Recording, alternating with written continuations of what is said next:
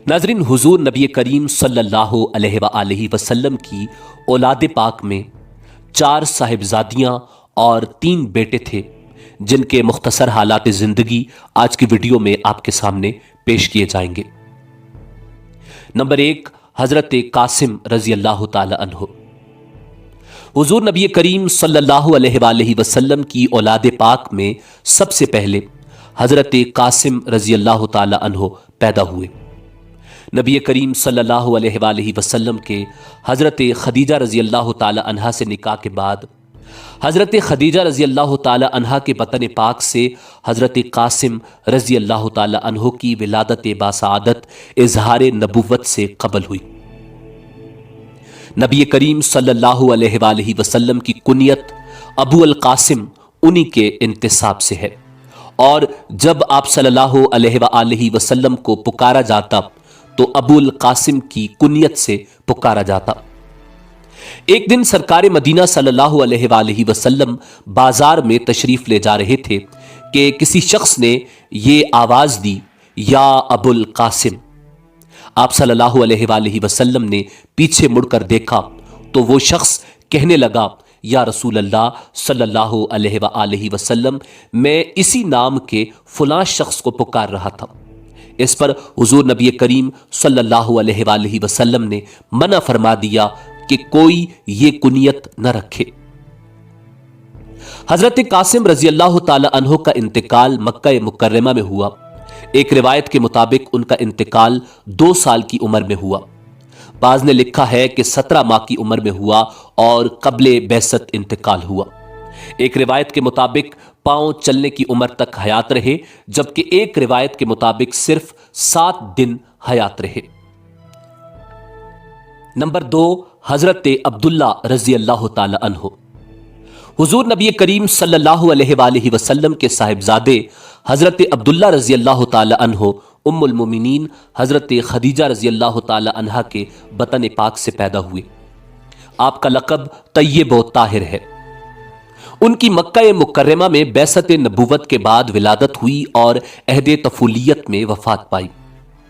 दुश्मन इस्लाम आस बिन वाइल सहमी को जब हजरत अब्दुल्ला रजी अल्लाह ताला अन्हु के इंतकाल की खबर मिली और उससे कबल वो हजरत कासिम रजी अल्लाह ताला अन्हु की वफात की खबर सुन चुका था, तो उसने बड़े तकब्बुर से कहा, मोहम्मद के साहिबजादे फोत हो गए और वो अबतर यानी बेनस्ल रह गए और कोई मोहम्मद का नाम लेवा नहीं रहेगा सल्लल्लाहु अलैहि वसल्लम। इस पर सूरह कौसर नाजिल हुई, जिसमें अल्लाह रब्बुल इज़्ज़त ने इरशाद फरमाया, बेशक हमने आपको खैर कसीर अता कर दी, बस अपने परवरदिगार की नमाज पढ़िए और कुर्बानी दीजिए, बेशक आपका दुश्मन ही बेनामो निशान है। नंबर 3, हजरत इब्राहीम रजी अल्लाह ताला अन्हु। हुजूर नबी करीम सल्लल्लाहु अलैहि वसल्लम के बेटों में आखिरी औलाद पाक हजरत इब्राहीम रजी अल्लाह ताला अन्हु हैं। आप ज़िलहज हिजरी बमकाम आलिया, जहां पर हजरत मारिया क़िब्तिया रजी अल्लाह ताला अन्हा रहती थीं, पैदा हुए। वालिदा मोहतरमा का इस्म मुबारक हजरत मारिया क़िब्तिया रजी अल्लाह ताला अन्हा है।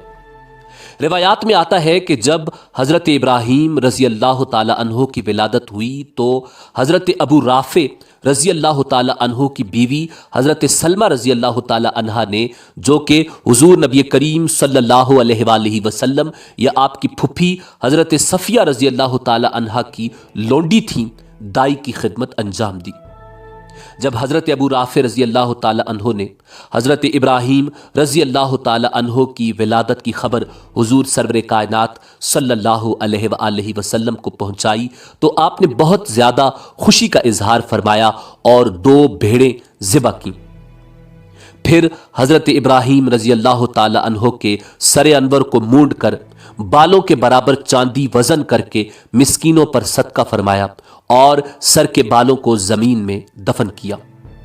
हज़रत इब्राहीम रज़ी अल्लाह ताला अन्हु का नाम अपने जद्द अमजद हज़रत इब्राहीम अला नबीना अलैहिस्सलातु वस्सलाम के नाम पर रखा।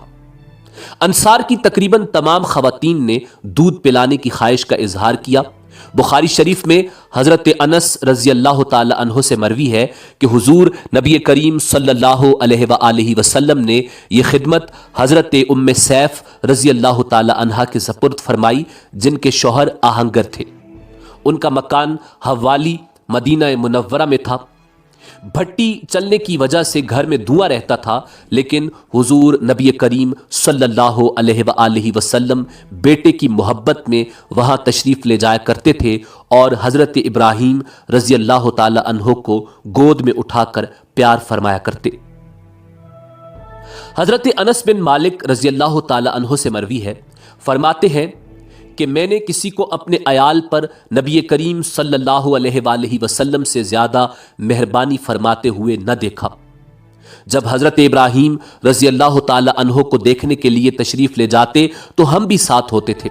حضور نبی کریم صلی اللہ علیہ وآلہ وسلم ابراہیم کو آغوش مبارک میں لے کر خوب پیار فرماتے اور ام سیف کے شوہر حضرت ابو سیف رضی اللہ تعالی عنہ بھٹی میں آگ جلائے ہوئے ہوتے اور ان کے گھر میں دھواں ہوتا تھا، اور کبھی ایسا بھی ہوتا کہ نبی کریم صلی اللہ علیہ وآلہ وسلم جب ابراہیم کو دیکھنے کے لیے ان کے گھر تشریف لے جاتے تو میں پہلے جا کر انہیں خبر کر دیتا کہ رسول اللہ تشریف لا رہے ہیں، تاکہ وہ اپنا کام چھوڑ دیں۔ حضرت ابراہیم رضی اللہ تعالی عنہ کا انتقال ام سیف رضی اللہ تعالی عنہ کے ہاں ہی ہوا۔ جب حضور نبی کریم صلی اللہ علیہ وآلہ وسلم کو یہ اطلاع ملی کہ ابراہیم نزع کی حالت میں ہیں، تو اس وقت حضرت عبد الرحمن بن عوف رضی اللہ تعالی عنہ بھی حضور نبی کریم صلی اللہ علیہ وآلہ وسلم کے پاس تشریف فرما تھے۔ حضور نے ان کا ہاتھ پکڑا اور ان کو ساتھ لے کر روانہ ہوئے۔ حضرت ام سیف رضی اللہ تعالی عنہ کے گھر پہنچے۔ جب حضرت ابراہیم رضی اللہ تعالی عنہ کے پاس پہنچے تو ان کی نزع کی حالت تھی۔ نبی کریم صلی اللہ علیہ وآلہ وسلم نے اپنے بیٹے کو آغوش میں لے لیا۔ آپ کی مبارک آنکھوں سے آنسو جاری ہو گئے اور فرمایا، اے ابراہیم، ہم تیری جدائی کے سبب غمگین ہیں، میری آنکھیں روتی ہیں اور دل جلتا ہے۔ یہ منظر دیکھ کر حضرت عبد الرحمن بن عوف رضی اللہ تعالی عنہ نے عرض کیا، یا رسول اللہ صلی اللہ علیہ وآلہ وسلم، آپ بھی روتے ہیں، حالانکہ آپ نے اس موقع پر رونے سے منع فرمایا ہے۔ نبی کریم صلی اللہ علیہ وآلہ وسلم نے ارشاد فرمایا، اے عوف کے فرزند، جس حالت کو تم نے دیکھا ہے یہ میت پر رحمت اور شفقت کا اظہار ہے جو کہ اس کی حالت دیکھنے سے پیدا ہوئی ہے، اور میں نے جو ممانعت فرمائی ہے وہ اس آواز کی ہے جو مصیبت کے وقت نکلتی ہے، اور میں منع کرتا ہوں منہ نوچنے، چہرہ پیٹنے، کپڑے پھاڑنے اور بین کرنے سے، لیکن آنکھوں سے پانی جاری ہونا رحم اور شفقت کی وجہ سے ہے، اور جو رحم و شفقت نہیں کرتا اس پر بھی رحم نہ ہوگا۔ حضور رحمت دو عالم صلی اللہ علیہ وآلہ وسلم کی پیاری آنکھوں سے جب آنسو جاری ہوئے تو حضرت اسامہ رضی اللہ تعالی عنہ نے بلند آواز میں رونا شروع کر دیا۔ نبی کریم صلی اللہ علیہ وآلہ وسلم نے انہیں اس سے منع فرمایا۔ انہوں نے عرض کیا، یا رسول اللہ صلی اللہ علیہ وآلہ وسلم، آپ بھی تو روتے ہیں۔ ارشاد فرمایا، رونا رحمت ہے اور چیخنا چلانا شیطانی فعل ہے۔ یوں حضرت ابراہیم رضی اللہ تعالی عنہ خالق کے حقیقی سے جا ملے اور آپ کو جنت البقیع میں دفن کر دیا گیا۔ نمبر 4، حضرت زینب رضی اللہ تعالی عنہ۔ حضرت زینب رضی اللہ تعالی عنہ حضور نبی کریم صلی اللہ علیہ وآلہ وسلم کی 4 صاحبزادیوں میں بڑی صاحبزادی ہیں۔ بعثت سے 10 برس قبل جبکہ حضور نبی کریم صلی اللہ علیہ وآلہ وسلم کی عمر مبارک 30 برس تھی، حضرت خدیجہ رضی اللہ تعالی عنہ کے بطن پاک سے پیدا ہوئیں۔ آپ کی شادی قبل نبوت آپ کے خالہ زاد بھائی ابو العاص بن الربیع سے ہوئی، جو کہ آپ کی خالہ ہالہ بنت خویلد کے صاحبزادے تھے۔ جب حضور نبی کریم صلی اللہ علیہ وآلہ وسلم نے مکہ مکرمہ سے ہجرت فرمائی تو حضرت زینب رضی اللہ تعالی عنہ مکہ مکرمہ میں ہی رہ گئیں۔ ان کے شوہر ابو العاص بن الربیع نے ابھی تک اسلام قبول نہیں کیا تھا، اور مشرکین مکہ کے ساتھ جنگ بدر میں شریک ہوئے۔ مسلمانوں کو فتح ہوئی تو دیگر قیدیوں کے ساتھ ابو العاص بھی گرفتار ہوئے۔ ان قیدیوں کی خبر جب مکہ مکرمہ پہنچی تو اہل مکہ نے اپنے قیدیوں کی رہائی کے لیے فدیہ بھیجا، تو نبی کریم صلی اللہ علیہ وآلہ وسلم کی صاحبزادی حضرت زینب رضی اللہ تعالی عنہ نے اپنے شوہر حضرت ابو العاص رضی اللہ تعالی عنہ کے فدیہ میں وہ ہار بھیجا جو شادی کے وقت ان کی والدہ حضرت خدیجہ رضی اللہ تعالی عنہ نے ان کو تحفے میں دیا تھا۔ جب نبی کریم صلی اللہ علیہ وآلہ وسلم نے بیٹی کا ہار دیکھا تو دل پر سخت رقت طاری ہو گئی۔ صحابہ سے ارشاد فرمایا، اگر تم مناسب خیال کرو تو میری بیٹی زینب کا ہار واپس کر دو اور اس کا قیدی بھی واپس لوٹا دو۔ صحابہ نے عرض کیا، یا رسول اللہ صلی اللہ علیہ وآلہ وسلم، جس میں آپ کی رضا ہوگی ہم ایسا ہی کریں گے۔ چنانچہ حضور نبی کریم صلی اللہ علیہ وآلہ وسلم نے حضرت ابو العاص رضی اللہ تعالی عنہ سے یہ عہد لیا کہ وہ سیدہ زینب رضی اللہ تعالی عنہ کو مدینہ بھیج دیں گے۔ چنانچہ حضرت ابو العاص رضی اللہ تعالی عنہ کا یہ فدیہ قرار پایا اور اس شرط پر ان کو رہا کر دیا گیا۔ حضور نبی کریم صلی اللہ علیہ وآلہ وسلم نے حضرت زید بن حارثہ رضی اللہ تعالی عنہ اور ایک انصاری صحابی کو مکہ مکرمہ بھیجا تاکہ وہ حضرت زینب رضی اللہ تعالی عنہ کو لے آئیں، اور فرمایا کہ مکہ کے اندر داخل نہ ہونا اور باہر کسی مقام پر ٹھہر جانا، اور جب وہ سیدہ زینب رضی اللہ تعالی عنہ کو تمہارے حوالے کر دیں تو تم ان کو ساتھ لے کر مدینہ آ جانا۔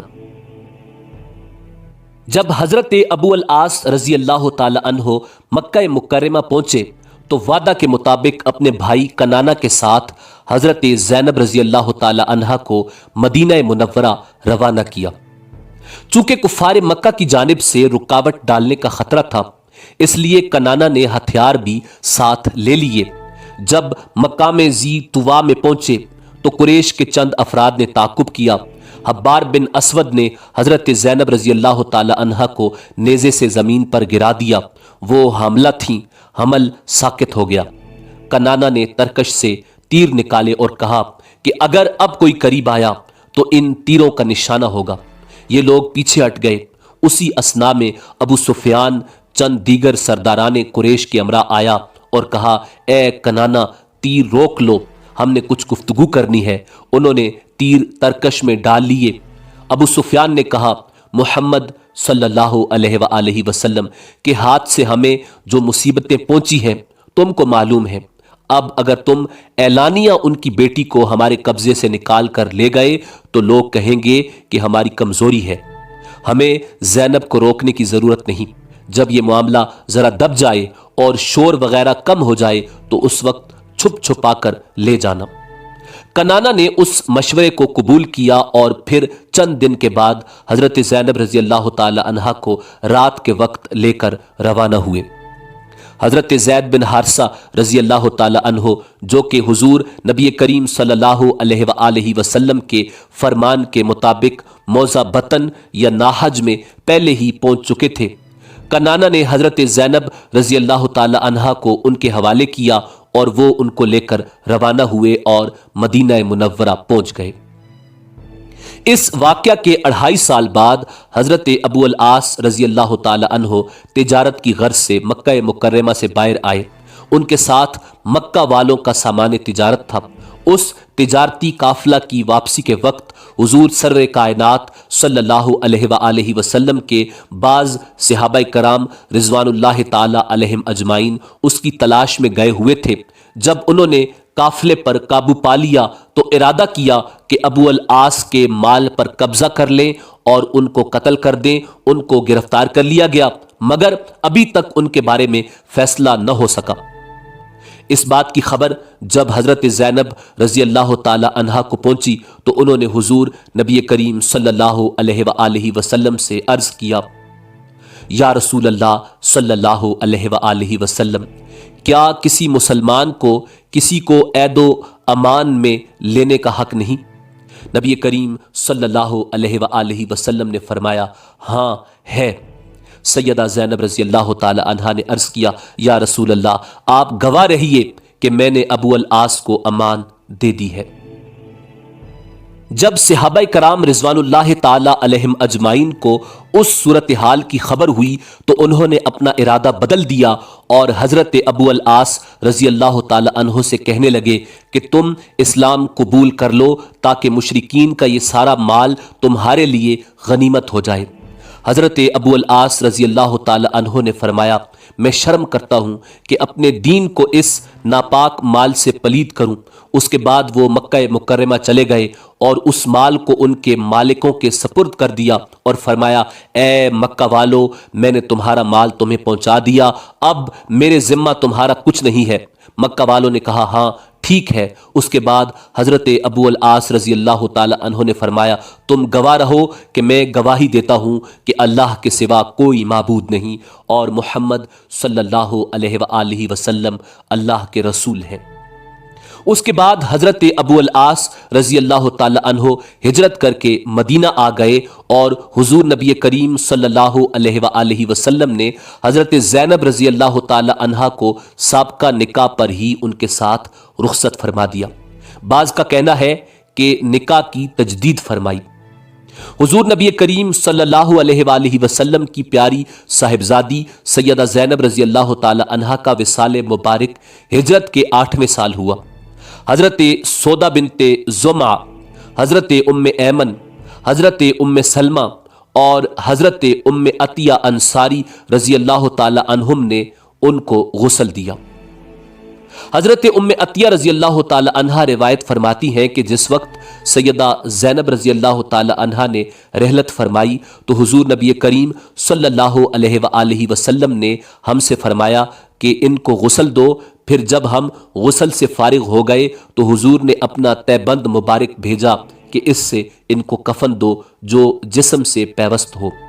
اس کے بعد جب میت تیار ہو گئی تو حضور نے خود نماز جنازہ پڑھائی اور ان کو قبر انور میں اتارا۔ نمبر 5، حضرت رقیہ رضی اللہ تعالی عنہا۔ حضرت رقیہ رضی اللہ تعالی عنہا حضور نبی کریم صلی اللہ علیہ وآلہ وسلم کی پیاری صاحبزادی ہیں۔ ان کی ولادت پاک نبوت سے پہلے واقعہ فیل کے 33 سال بعد ہوئی، یعنی حضرت زینب رضی اللہ تعالی عنہا کے بعد 3 قبل نبوت میں پیدا ہوئی۔ حضرت رقیہ رضی اللہ تعالی عنہا کا نکاح قبل نبوت ابو لہب کے بیٹے عقبہ سے ہوا۔ ابھی رخصتی نہیں ہوئی تھی کہ حضور نبی کریم صلی اللہ علیہ وآلہ وسلم نے اعلان نبوت فرمایا۔ اس پر ابو لہب نے اپنے بیٹے سے کہا کہ اگر تم محمد کی بیٹی سے علیحدگی اختیار نہیں کرتے تو تمہارے ساتھ میرا سونا بیٹھنا حرام ہے۔ چنانچہ ابو لہب کے کہنے پر عقبہ نے حضرت رقیہ رضی اللہ تعالی عنہا کو طلاق دے دی۔ حضور نبی کریم صلی اللہ علیہ وآلہ وسلم نے حضرت رقیہ رضی اللہ تعالی عنہا کا نکاح حضرت عثمان غنی رضی اللہ تعالی عنہ کے ساتھ کر دیا۔ نکاح کے بعد حضرت عثمان غنی رضی اللہ تعالی عنہ نے ان کے ساتھ 2 ہجرتیں فرمائیں، ایک ابشہ کی طرف اور دوسری ابشہ سے مدینہ کی طرف۔ روایات میں آتا ہے کہ ایک مدت تک حضور کو ان کا کچھ حال معلوم نہ ہوا۔ ایک عورت نے آ کر بتایا کہ میں نے ان دونوں کو دیکھا ہے۔ حضور نے ارشاد فرمایا، ابراہیم اور لوط کے بعد عثمان پہلے ہیں جنہوں نے بیوی کو لے کر ہجرت فرمائی۔ اس کے بعد حضور نے ان دونوں کے لیے دعا فرمائی۔ حبشہ میں حضرت رقیہ رضی اللہ تعالی عنہا کے ہاں ایک بچہ پیدا ہوا جس کا نام عبداللہ رکھا گیا، لیکن صرف 6 سال تک زندہ رہا۔ کہا جاتا ہے کہ یہ بچہ کھیل رہا تھا کہ ایک مرغی نے آنکھ میں چونچ ماری جس سے زخم ہو گیا جو بڑھتا گیا اور بالآخر عبداللہ کا انتقال ہو گیا۔ حضرت عثمان غنی رضی اللہ تعالی عنہ نے حبشہ سے مکہ کی طرف سفر کیا اور وہاں سے مدینہ کی طرف ہجرت کی۔ سیدہ رقیہ رضی اللہ تعالی عنہا مدینہ پہنچ کر بیمار ہو گئی۔ یہ غزوہ بدر کا زمانہ تھا۔ حضرت عثمان غنی رضی اللہ تعالی عنہ ان کی تیمارداری کی وجہ سے جہاد میں شریک نہ ہو سکے۔ کیونکہ حضور نے خصوصی اجازت عطا فرمائی تھی کہ وہ سیدہ رقیہ رضی اللہ تعالی عنہا کی تیمارداری کریں۔ سیدہ رقیہ رضی اللہ تعالی عنہا کا انتقال ہجرت کے 1 سال 10 ماہ اور 20 دن بعد عین اسی دن ہوا جس دن حضرت زید بن حارثہ رضی اللہ تعالی عنہ نے مدینہ میں آ کر فتح کی نوید سنائی۔ نمبر 6، حضرت ام کلثوم رضی اللہ تعالی عنہا۔ سیدہ ام کلثوم رضی اللہ تعالی عنہا کنیت ہی کے ساتھ مشہور ہوئیں۔ بعض کا کہنا ہے کہ آپ کا اصل نام آمنہ تھا۔ حضرت خدیجہ رضی اللہ تعالی عنہا کے بطن پاک سے حضور نبی کریم صلی اللہ علیہ وآلہ وسلم کی یہ صاحبزادی سیدہ فاطمہ الزہرا سلام اللہ علیہا سے پہلے اور سیدہ رقیہ رضی اللہ تعالی عنہا کے بعد پیدا ہوئیں۔ سیدہ ام کلثوم رضی اللہ تعالی عنہا کا نکاح نبوت سے قبل ابو لہب کے بیٹے عتیبہ سے ہوا۔ جب حضور نے نبوت کا اظہار فرمایا تو عتیبہ نے اپنے باپ ابو لہب کے کہنے پر سیدہ ام کلثوم رضی اللہ تعالی عنہا کو طلاق دینے کا ارادہ کیا اور اس مقصد کے لیے حضور کے پاس آیا اور کہا، میں آپ کے دین سے کافر ہوا، نہ مجھے آپ کا دین پسند ہے اور نہ آپ مجھے پسند ہیں۔ اس بدبخت لعین نے اس قدر زیادتی اور گستاخی کا مظاہرہ کیا کہ حضور کی قمیض مبارک کو چاک کر دیا اور اپنا ناپاک تھوک آپ کی طرف پھینکا اور کہا، میں نے آپ کی بیٹی ام کلثوم کو طلاق دے دی۔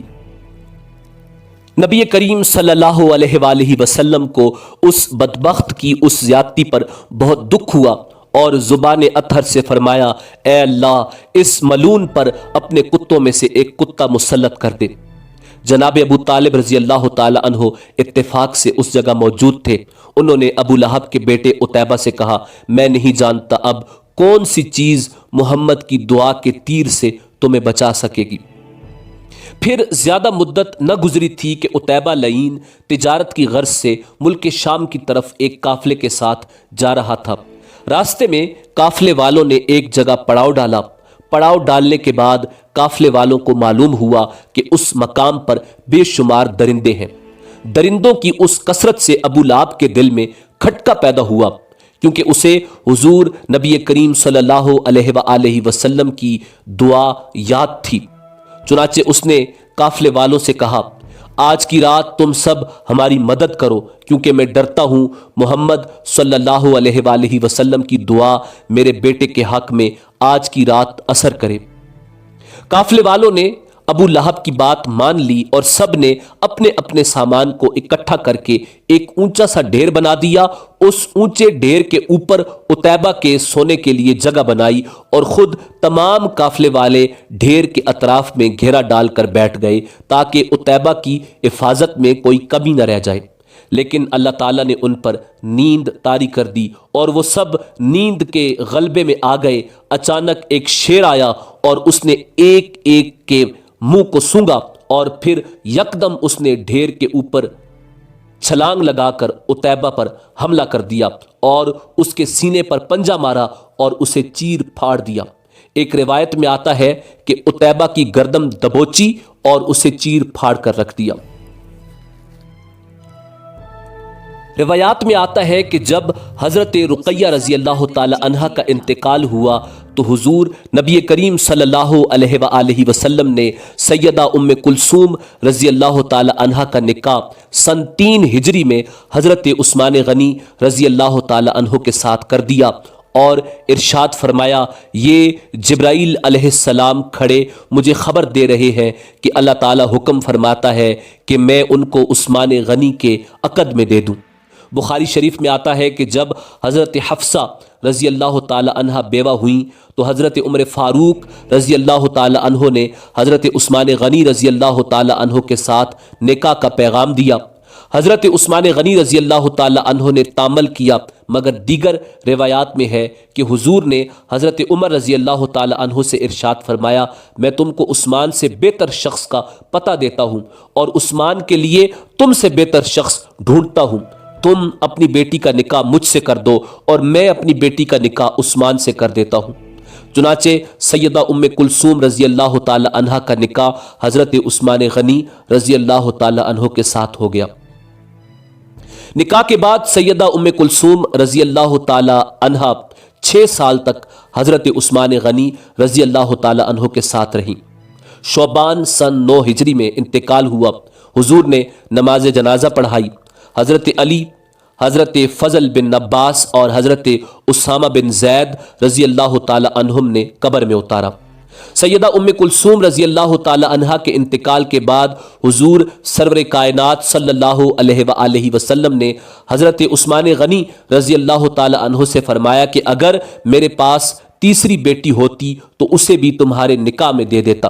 ایک اور روایت میں آتا ہے کہ فرمایا اگر 10 بیٹیاں ہوتی تو ان کو یکے بعد دیگرے دیتا جاتا اور انتقال کرتی رہتی۔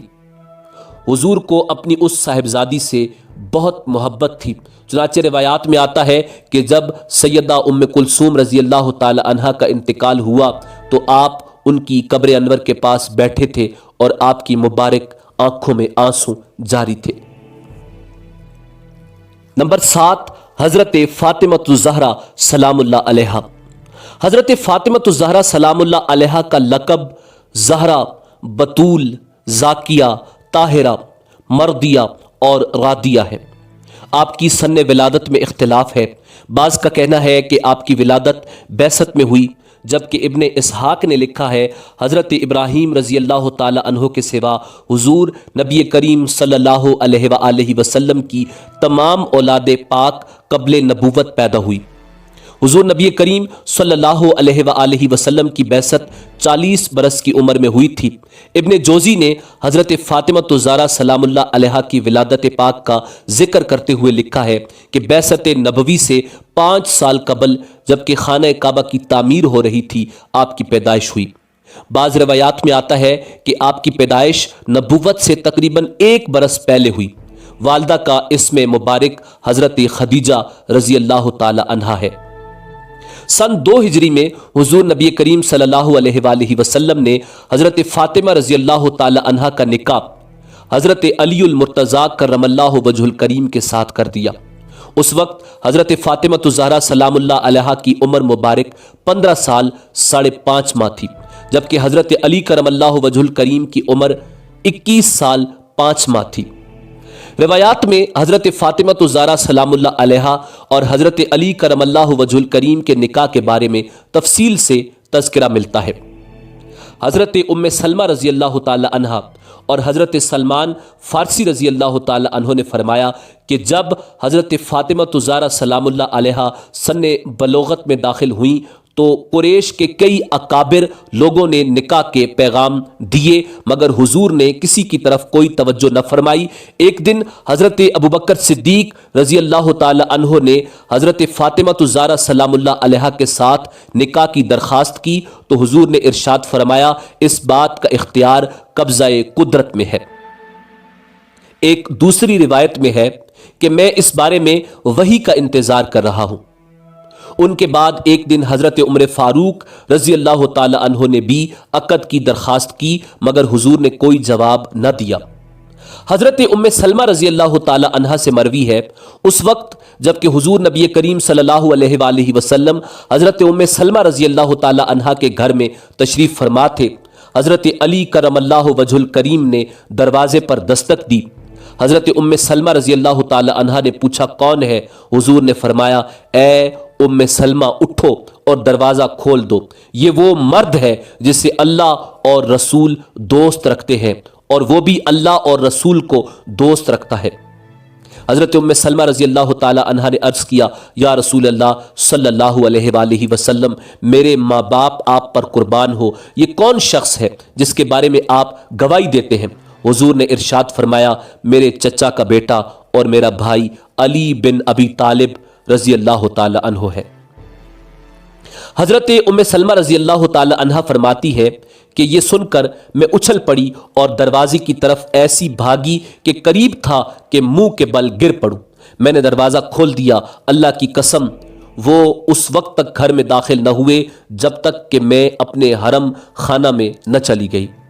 اس کے بعد حضرت علی کرم اللہ وجہ الکریم بیت اطہر میں داخل ہوئے اور کہا السلام علیکہ یا رسول اللہ۔ हुजूर ने जवाब दिया, व अलैकुमुस्सलाम व रहमतुल्लाहि व बरकातुहू, और उनको अपने पास ही बिठा लिया।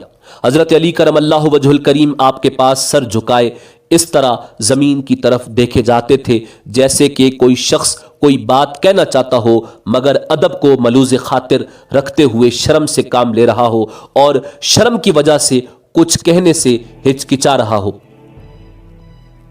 सर्रे कायनात सल्लल्लाहु अलैहि वसल्लम ने देखा तो इरशाद फरमाया, ए अली, मेरा ख्याल है कि तुम किसी चीज़ की ख्वाहिश रखते हो मगर उसे बयान करने में शर्म महसूस कर रहे हो।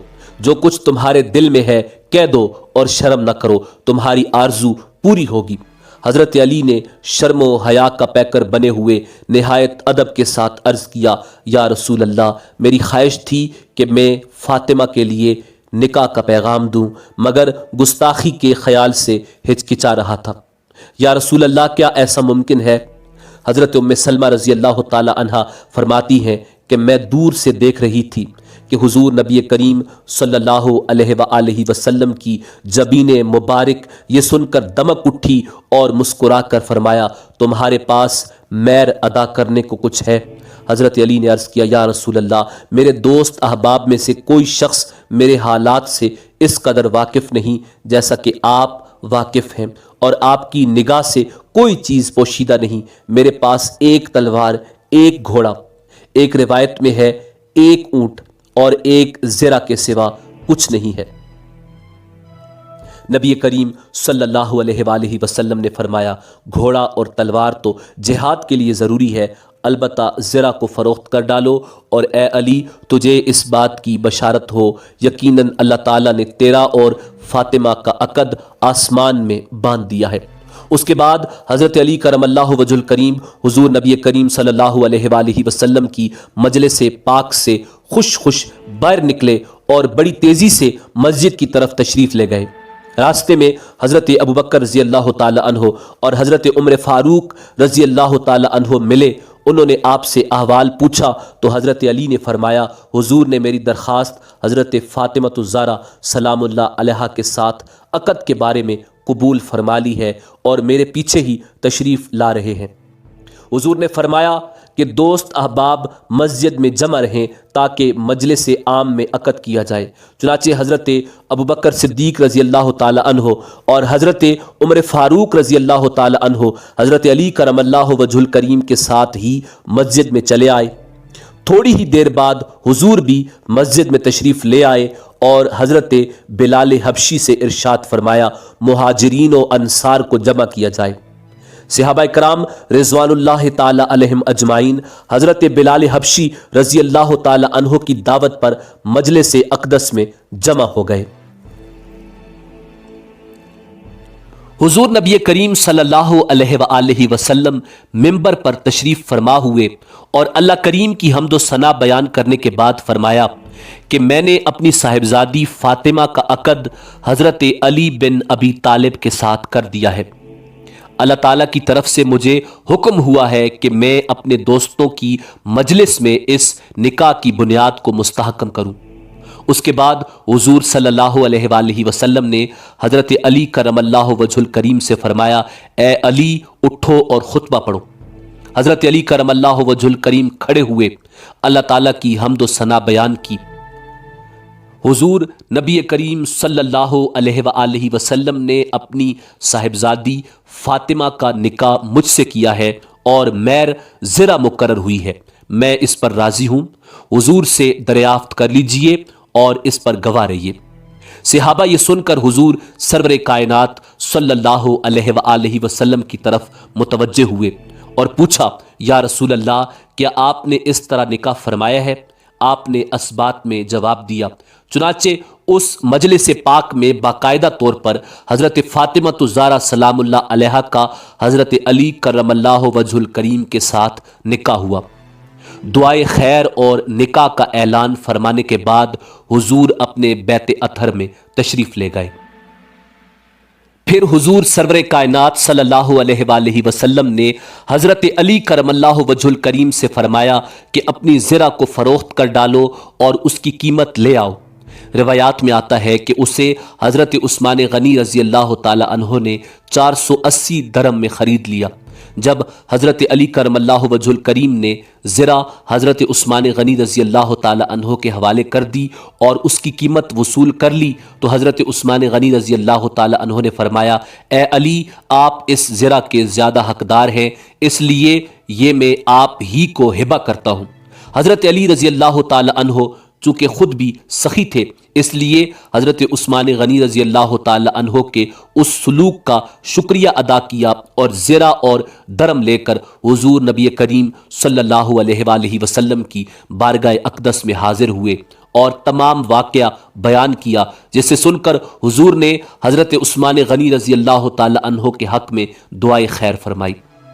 اس رقم میں سے مٹھی بھر درم حضور نے حضرت ابوبکر صدیق رضی اللہ تعالی عنہ کو گھر کی ضروری اشیاء کی خریداری کے لیے دیے اور حضرت بلال حبشی رضی اللہ تعالی عنہ اور حضرت سلمان رضی اللہ تعالی عنہ کو ان کے ہمراہ بھیجا تاکہ اگر سامان زیادہ ہو تو آسانی سے مل کر اٹھا لیں۔ حضرت ابوبکر صدیق رضی اللہ تعالی عنہ نے اس رقم سے حضرت فاطمہ الزہرا سلام اللہ علیہا کے لیے سامان خریدا۔ ایک چمڑے کا گدا جس میں کھجور کے پتے تھے، ایک گدا تھا جو اون سے بھرا ہوا تھا، ایک ابا، ایک پردہ اور چند مٹی کے برتن تھے جو کہ خرید لیے گئے۔ ایک دوسری روایت میں آتا ہے کہ ایک چادر، ایک مشک اور 2 چکیاں بھی تھیں۔ بعض کا کہنا ہے کہ بستر کے ساتھ پلنگ یعنی چارپائی بھی تھی۔ جب حضرت فاطمہ الزہرا سلام اللہ علیہا کے گھر کا یہ مختصر سا سامان حضور نبی کریم صلی اللہ علیہ وآلہ وسلم کی خدمت اقدس میں پیش کیا گیا اور آپ نے ملاحظہ فرمایا تو آپ کی پیاری آنکھوں میں آنسو آ گئے اور یہ دعا فرمائی، اے اللہ اس قوم پر برکت نازل فرما جس کے بہترین برتن مٹی کے ہیں۔ ایک روایت میں آتا ہے کہ باقی درم جو بچ گئے تھے وہ حضور صلی اللہ علیہ وآلہ وسلم نے حضرت ام سلمہ رضی اللہ تعالی عنہا کے حوالے کیے تاکہ بعض دوسری ضروری چیزیں خریدنے پر خرچ کریں۔